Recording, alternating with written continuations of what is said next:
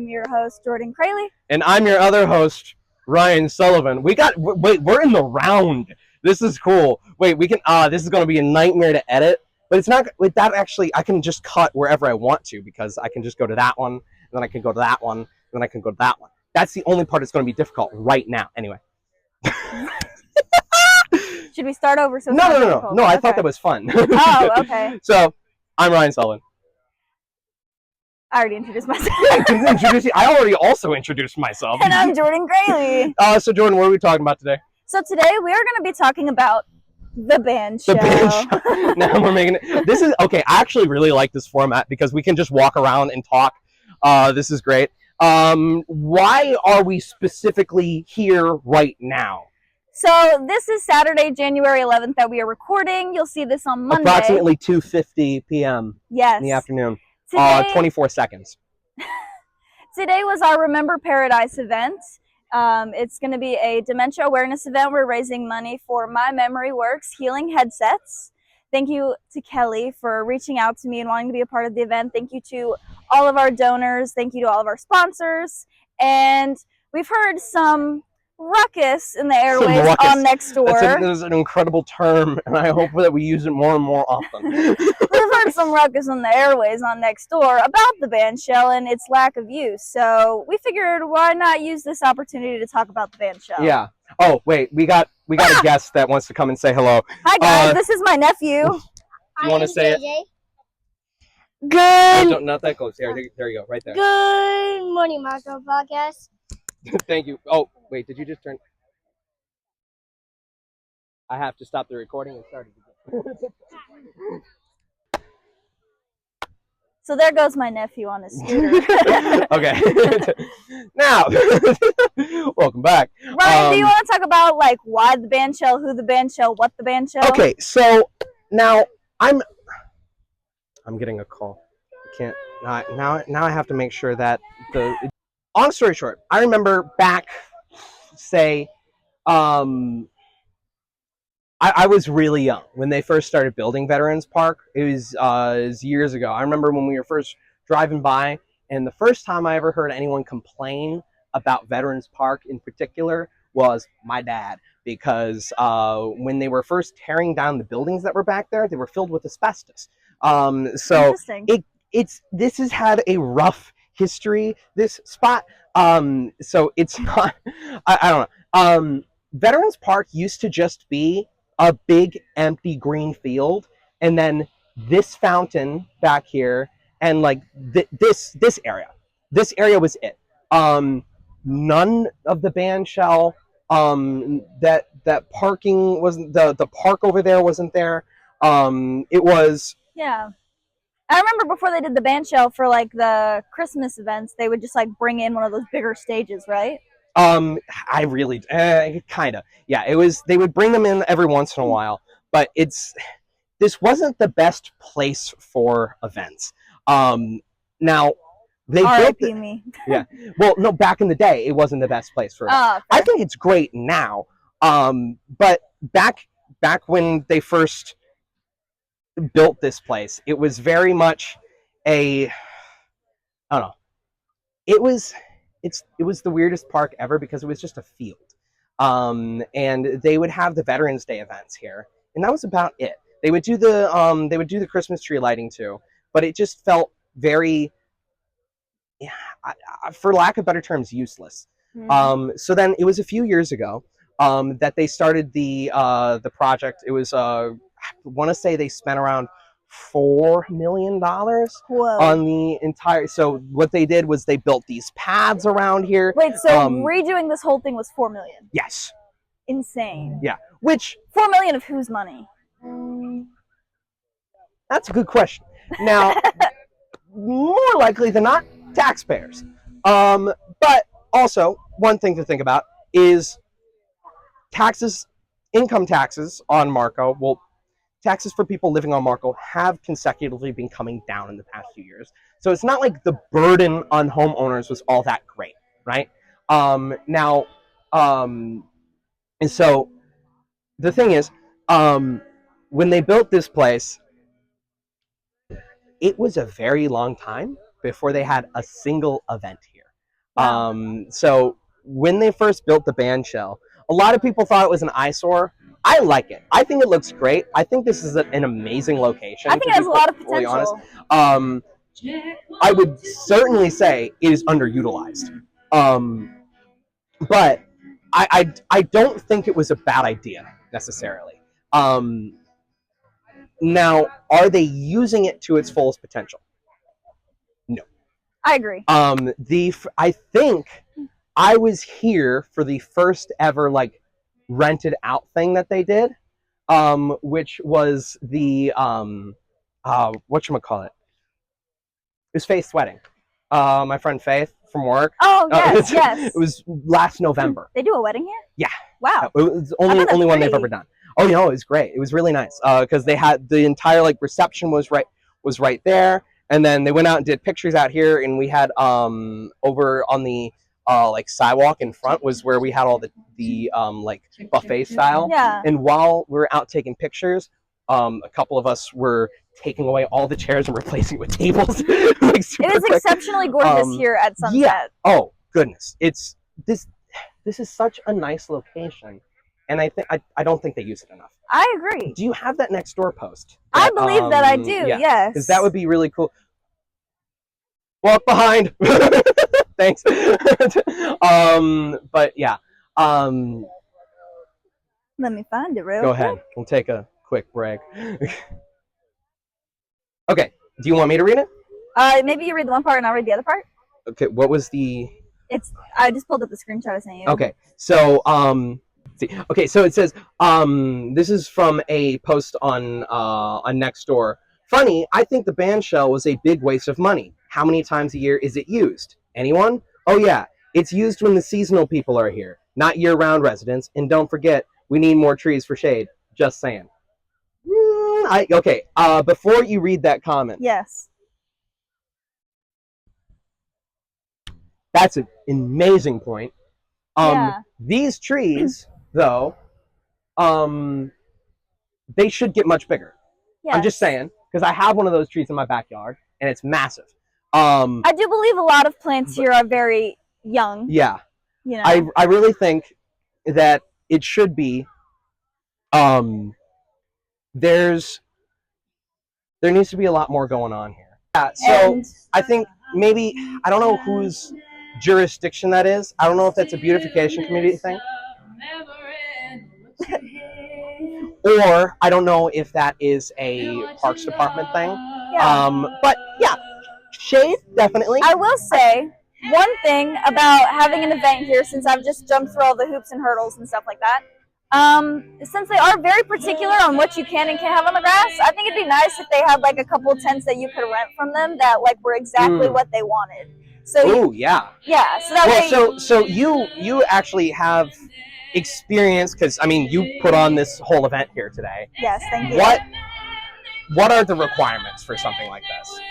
Well, first of all, in order to do an event, you have to submit it at least 30 days prior. Wild. There is absolutely no like flexibility in that, and I understand that. There's definitely certain things with insurance and like liability and everything. Sucks though with an outdoor venue in Florida.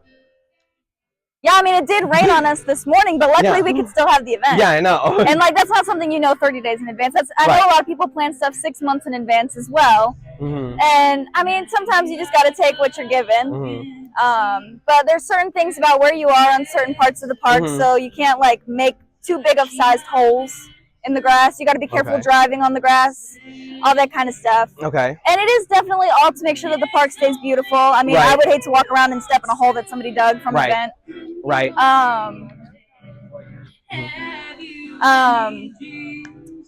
But it's definitely a lot of paperwork. There's definitely a lot of questions and things that are difficult to fill out. Okay. Or like seem kind of intriguing. Yeah, because I know the podcast has some slight idea because of little references that you've made to actually planning this out in previous episodes. Especially our other poor quality audio episode, Christmas Island style. Sorry. But yeah, no, I definitely think I feel like if it were easier for people to...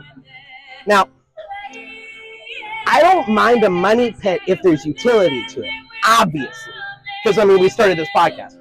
I don't know for the people listening at home. We have shirts, $25. We sell Unga hats, make Marco great again for $30. We sell mugs for how much? $20. And then we sell Good Morning Marco canvas hats while supplies last for $25 as well. These are the only ones of their kind. The next hats will be different. And also, you can go and buy those at Kava Culture, by the way. You can buy them at Kava Culture now. And there's all my information there, so you can send me money or pay cash there. Anyway, long story short, this doesn't make money, but I'm fine because we're doing this as like a community thing, and this is also like our own, like, we got to get our creative juices flowing somehow. Yeah, no, exactly. So if it's something for the community, that's going to be, because I mean, like, camera 2, take a look at this. We got Charlie Paste playing over here. We love Charlie. She's got orange hair, frankly, and she's gorgeous and super talented. And I mean, how great is it that we have a place where anyone, any Tom, Dick, or Harry can just walk by and have great live music in the park? That should be happening every weekend. Why not? Exactly. Why not? It should happen a lot. I think the city should take it upon themselves to host events here. Like, why don't they do that? Speaking of the city hosting events, okay. A couple of you might be familiar with a little post that I put out on Good Morning Marco's story, where I kind of called out. They can see you better over here. Where I kind of called out a calendar I saw at Mackle Park that didn't include this event. Yeah. And keep talking. I'm just going to check to make sure everything's still recording. And I was pretty distraught at first because I had just went in there to pay close to $1,000 for using the park. And apparently that calendar is only for events that the city sponsors and puts on. Vicky. Should I pass the mic? I'll pass her my mic. You were involved in the next door post that Jordan is referencing right now. I'm going to mic you up. We're talking about tea. Ooh, I'm good at this. Ooh, I'm good at this. All right. Go ahead. All right. Honestly, Good morning, Marco Podcast. Marco Podcast. Good morning, Marco Podcast. We're in the middle of recording, JJ. honestly, I think like you did such a great job with like maneuvering through all of the obstacles that we kind of had like going into this and using this community-based space where I would kind of just figure like that a simple piece of paper with a calendar on it would be all of the events that you see. Honestly, like if it was like specifically for Parks and Recreation, why wasn't it on that piece of paper? Frankly, I think it's ridiculous. I mean, I do agree that if the paper is specifically for events sponsored by the city, it should say that. What had me distraught is at first I was reading it and I thought it was just events happening at Mackle Park, and I was like, okay, that's fine. But then the weekend right after, so a week from today, is an event happening at Veterans Park that is on that calendar. Also, Yeah. one thing that I think This is really funny. extremely telling or interesting. If I'm not, I believe that today was the only blank day on that calendar, correct? Wasn't it one of the only days in January that didn't have anything on it? Yeah, one of, yeah. They could have easily put it on there. I'm just saying. Yeah, I feel like that was kind of just like an excuse to be like, oh, well, I made a mistake and now I'm going to make it so it wasn't. And even when I made the comment, I was like, well, why don't you just like put on there, hey, like if you want to see more events, go to this place in order to see it, the city website. I just feel like instead of just like reinstating what you just said, why not just change it? Constructive criticism. And I think one hefty issue that is on Marco Island is that people would rather create friction than compromise. Yes. And I believe I've can said that agree with before. that. Be careful. Thank you, Vicky Song. Yeah. I can give it back to you if you have something else to say. But real quick, this is something that we talked about. The episode we did with Deb Henry comes up all the time. It is so difficult to find out what's actually going on Marco because of stuff like that. because it's just like, well, I'm only going to put my events. I would there. love that calendar. It's just like, I would love the giant like thing that has all the events. I would love that. And it's just like, I do kind of understand, like to a point where it's like, so imagine if it was something that wasn't a charity event going on here. It was just like, they can't really, in theory, I'm trying to think of something that would be like controversial. Okay, let's say there's a political rally going on here or something. Okay, so just imagine that. So a private event put on by a private organization, not a private event, anyone can come, right? But it's put on by a private organization. Does Marco Island want to attach themselves to that? Maybe not. But then it's like, well, why wouldn't they want to attach themselves to dementia awareness? Well, then you've got the question of, it's like, well, why are you making excuses for one but not the other? It's like, so I can kind of understand it. I can kind of understand it from that perspective, but if that's your reasoning, then say that. But like, one thing that I'd like to mention, since you brought up politics, is what kind of inspired me to have us do this episode about the band shell is I've seen so much on Nextdoor where people are furious that the police decided to have their event over at the Marriott instead of here at the band shell, when it was proposed that the band shell would be used for things like what that. What did the police do? I'll have to double check, but I think they had like I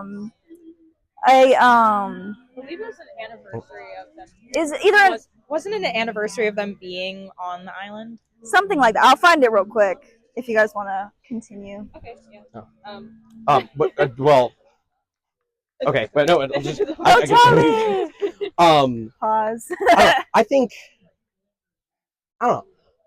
I like this place a lot. Honestly, I think it's a better location than Naples. Except that playground sucks.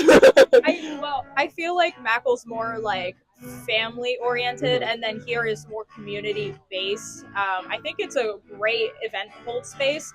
I just think it's completely like how much you have to do in order to get in, which is like, okay, permits, event insurance, cool, totally okay. But like when I called to try and get my own event in here, and I was like, oh, is there any way I can set up a meeting with you guys so I can go over everything and understand it better? They're like, oh, we don't do that. And I'm like, why? That's insane. So the thing is, the issue is communication and transparency.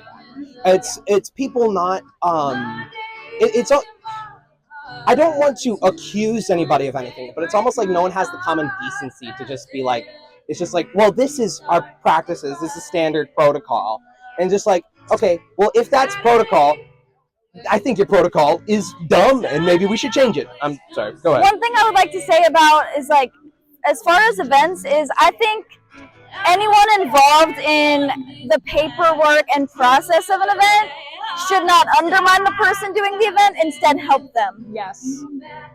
I was told that there was no way me doing this event I would get sponsors or donors. And here I am with having to have practically only paid for park usage because everything else was donated.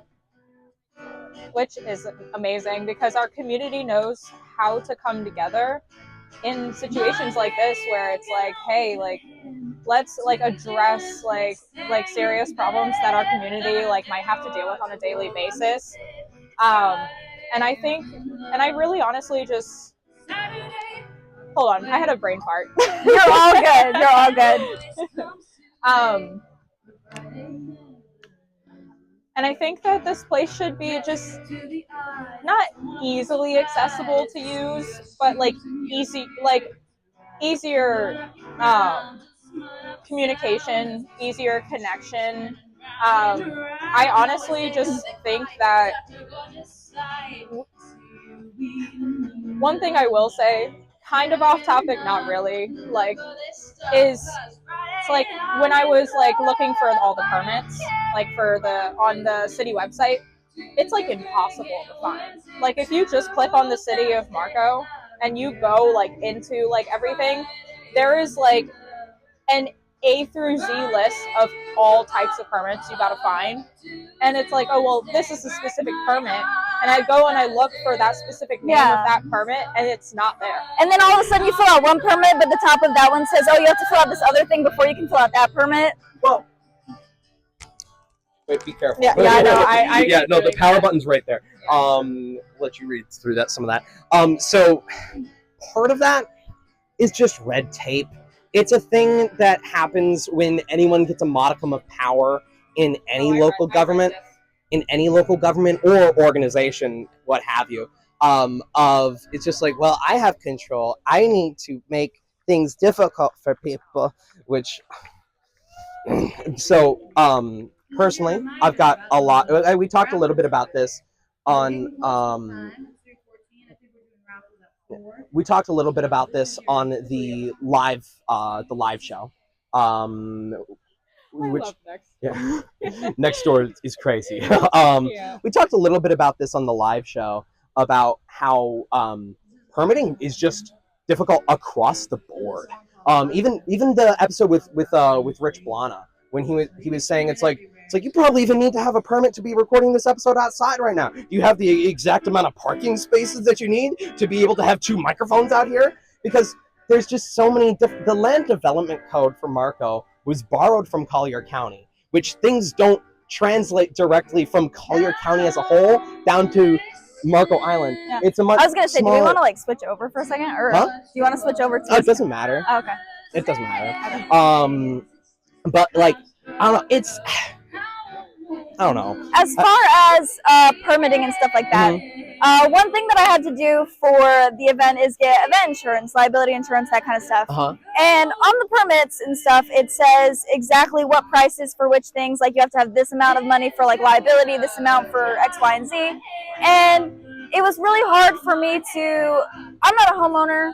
I'm gonna be very candid here. I don't even have like my own health insurance or anything. I'm not like, an insurance-y person. Okay. And I think instead of maybe expecting people to go out of their way to try to figure out how to contact their insurance over and over again for something like random as event insurance, I think I ended up getting my insurance off of a website that just does event insurance. Honestly, I understand not being able to like baby you through the process of like, this is what the permits like this is how you need to file the permits out, like this is you like holding your hand while you get like insurance and everything.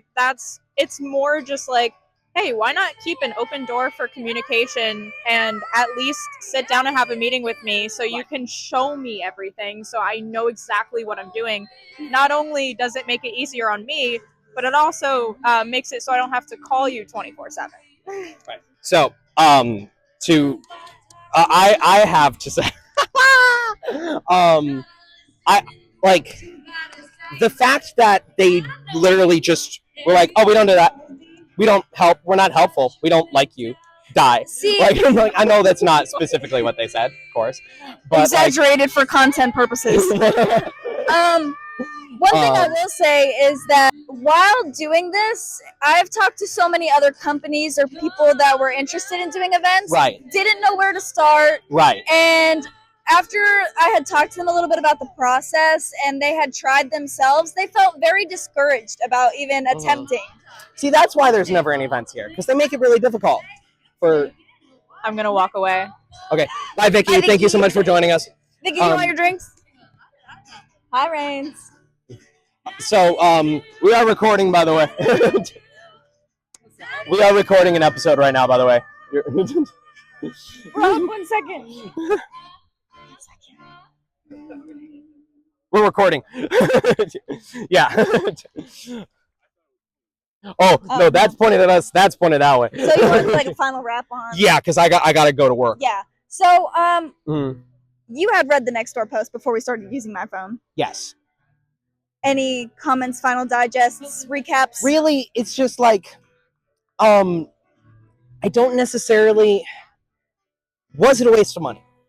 I don't think so. Is it wasted potential? Yes. I agree. That can be remedied. That can be remedied easily by A, making it an easier process to rent out the park, and then B, just maybe the city doing its own events here. Now, I understand that the Police Foundation ball or whatever, it wasn't a city-sponsored event. It was co-sponsored by the city, but it was done by the Police Foundation, which isn't the city. they're affiliated, but it's not the city. So that being said, I understand it does. It's not like everything has to be here. It's also like the Marriott serves alcohol. There's not a bar right here. And There's Italian deli, but I mean, like, yeah, that's not here. I'm sure having it at the Marriott also like entices people to donate more to like fund the police and everything. But yeah, it's more so like being in a fashionable area, because I mean, like, one of the first comments that I read was, it's like, all things being said, I'd pick the Marriott over Veterans Park any day, is what they said. Which, I mean, if you're trying to do a ritzy bougie event, yeah, do the Marriott. I understand that. So I'm not going to judge the police foundation for not doing an event here. Oh yeah, no, I'm not judging them. It's very I interesting. do understand the people saying it does feel like a waste. I don't think it was a waste. I love the park, but maybe let's utilize it more. Yeah, that's and it. Speaking of utilizing it, I just want to do a final shout out to a group that donated to Remember Paradise for the raffle baskets. It's going to be the Sunset Melodies group. I said that right. Yeah, Sunset Melodies group. Yes. They donated 2 tickets for each of the events that they're doing this season. I believe their first one is on January 23rd and the next one is in February. It's a bunch of different tribute bands from across everywhere. Wonderful. But they're really amazing shows, and we actually hope to talk to them more about that. So look forward for our episode with Colin in the not too distant future. So with that being said, Jordan, where can they find you? You can find me on Instagram at jgcraley03. You can also find me at Current Creations FL for my content creation business, and Remember Paradise 2024 for future events coming up. Wonderful. Ryan, where can they find you? You can find me at www.ryanmsullivan.com. If your phone can reach, you can scan that QR code down there. Also, remember, we got merch. We're selling it. We're doing pre-orders on this, orders on this. We're just about out of shirts. So you get a shirt, you get a hat, you get a shirt. Yeah. So we're just about out of shirts. So make sure you get your shirt orders in. And then also buy hats. We're going to be getting new hats soon, so make sure that you get those while supplies last, because those are going really fast. With that being said, we'll see you in the next one. Thank you so much for be there or be square. Thank you so much for watching. It really does mean the most, and we will see you all in the next one. Bye. Bye. Wait, you go to that one, and I'll go this one. Bye. And I'll switch. Bye. That was fun. Yeah, that was fun. Do you want me to do a cover